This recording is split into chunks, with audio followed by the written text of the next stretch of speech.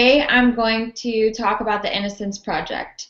And at the end of my speech, I want you guys to understand the Innocence Project and how people can be wrongfully convicted through the criminal justice system. With advancements in DNA testing, the Innocence Project has been able to overturn many convictions.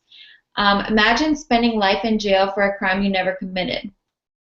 According to the Innocence Project, since the first exoneration in 1989, there have been 342 exonerees, 156 exonerations in 25 different states from death row alone, and 26 of them being in Florida. So what exactly is the Innocence Project? It's a non-for-profit legal organization that is aimed at helping those who have been wrongfully convicted. The Innocence Project also aims at reforming the criminal justice system, and it helps individuals in which they have been, or the judicial system has failed them.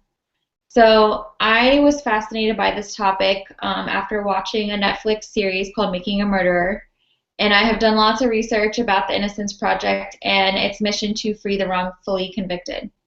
So, the Innocence Project was founded by two people in 1992, Peter Newfield and Barry Scheck. Barry Scheck is a co-founder, co-director of the Innocence Project. He's currently a professor of law and has defended people in big cases like O.J. Simpson. And Peter Newfield is a nationally recognized civil rights lawyer who has spent over 35 years trying cases on behalf of victims of police misconduct and wrongful convictions. So what are the causes of false convictions? A lot of the times it's incentivized informants. So these people are testifying for false incentives. So they're getting paid to testify, or they're getting exchanged for a lesser prison sentence. A lot of the times they have testified in cases where they have evidence of guilt. And another one is inadequate defense. So a review of the convictions overturned by the DNA testing reveals that trial, a lot of the times lawyers were, in the worst cases, found sleeping in the courtroom during trial, disbarred shortly after finishing a death penalty case, failed to investigate alibis of people, failed to consult expert forensic witnesses. Another one is unvalidated or improper forensic science. So forensic science includes like bite mark comparisons, shoe print comparisons, hair, firearm tool analysis. And although there have been positive developments in DNA and forensic science in recent years, a lot of these cases have shown that forensic analysts sometimes testify without proper scientific basis. So sometimes they have lack of training, poor support, or insufficient resources, and also misconduct. Sometimes they fabricate test results or conceal test results that are favorable for defendants. There's also government misconduct, which includes misconduct by law enforcement officials. So sometimes they are lying or intentionally misleading jurors about observations. They're failing to turn over evidence, employing or suggesting false identification, and they provide incentives to secure unreliable evidence from informants. And another one is misconduct by prosecutors. So sometimes they withhold evidence from the defense.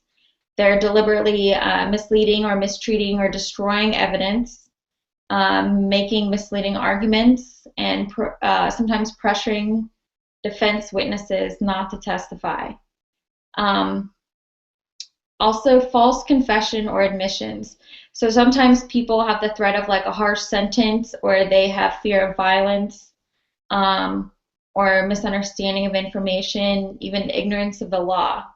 And recording interrogations can also deter officers from using illegal or devious tactics to secure a confession from these people. And another one is eyewitness misidentification. So a lot of the times, people change their description of a perpetrator or identification in a photo lineup. An example was a witness in a rape case that was shown a photo array from where they had a person and the police suspected was the perpetrator, and there was like a R mark marked next to the picture, and the rest were unmarked. So what does the Innocence Project do for the wrongfully convicted?